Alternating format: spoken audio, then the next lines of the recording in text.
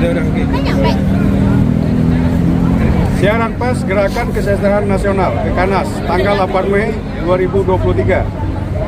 Lawan privatisasi listrik melalui uji konstitusional Undang-Undang Cipta Kerja, hilangkan ketergantungan listrik dari swasta, dan perkuat BUMN ketenagalistrikan sesuai cipta konstitusi. Tahukah wahai rakyat Indonesia, data 2021, negara mengalami kelebihan pasokan energi listrik dengan kapasitas terpasang 72 gigawatt dan daya rata-rata digunakan sebesar 40 gigawatt. Dan diperkirakan di tahun 2023 Indonesia oversupply sebanyak 60% dari kebutuhan maksimal harian. Tahukah wahai rakyat Indonesia, pasokan energi listrik saat ini disokong oleh pembangkit swasta sebesar 28% atau sebesar 22 gigawatt, dan diperkirakan pada tahun 2023 mencapai 30 gigawatt dengan masuknya pembangkit yang tergabung dalam proyek 35.000 gigawatt. Tahukah wahai rakyat Indonesia, dalam skema perjanjian kerjasama dengan pembangkit swasta atau IPP, listrik yang dihasilkan digunakan atau tidak digunakan tetap harus dibayar. Tahukah wahai rakyat Indonesia, Mahkamah Konstitusi sejak tahun 2003 telah memutuskan bahwa usaha penyediaan tenaga listrik untuk kepentingan umum wajib dilakukan secara terintegrasi mulai dari bisnis pembangkitan, transmisi, distribusi, dan penjualan. Listrik tidak dapat disangkal, kekinian sudah menjadi kebutuhan di mana masyarakat sangat bergantung. Manusia mungkin masih butuh hidup tanpa listrik, tapi ketiadaan listrik membuat banyak hambatan bagi manusia, bahkan bagi buruh pekerja. Pengeluaran listrik setiap bulannya bisa mencapai sekitar 23% dari UMP. Jawa Tengah menguap tanpa bayar tagihan bulanan.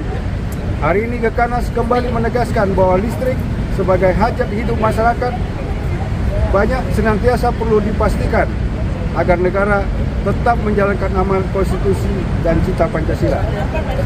Gekanas yang terdiri dari berbagai elemen, federasi, serikat pekerja, akademisi, dan praktisi perburuhan, pada hari ini kembali akan menghadiri persidangan uji konstitusional bagian ketenagalistrikan Undang-Undang Nomor 6 Tahun 2023 tentang penetapan Perpu Cipta Kerja atau Undang-Undang Cipta Kerja yang kami nilai syarat pelanggaran konstitusi di dalamnya. Beberapa hal pelanggaran konstitusi yang Gekanas dalilkan, yakni Undang-Undang Cipta Kerja kembali mengabulkan frase usaha ketenagalistrikan untuk kepentingan umum yang seharusnya dilakukan secara terintegrasi berdasarkan dua putusan Mahkamah Konstitusi terdahulu. Ketiadaan peran DPR RI dalam rencana umum ketenagalistrikan sehingga mengurangi pengawasan publik terhadap pelaksanaan Undang-Undang Ketenagalistrikan oleh pemerintah. Hingga perlu penegasan bahwa pembelian listrik berlebih tidak boleh dilakukan di daerah yang telah surplus listrik. Berdasarkan hal tersebut, Gekanas ingin memastikan agar pemerintah dan DPR RI jangan malu melaksanakan putusan MK terkait ketenagalistrikan.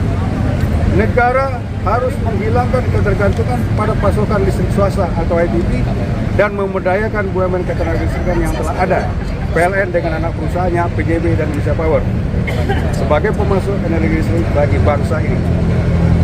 Meminta negara membuka kontrak perjanjian kerjasama dengan IPP dengan skema take or pay yang merugikan bangsa jika dilakukan di wilayah surplus energi.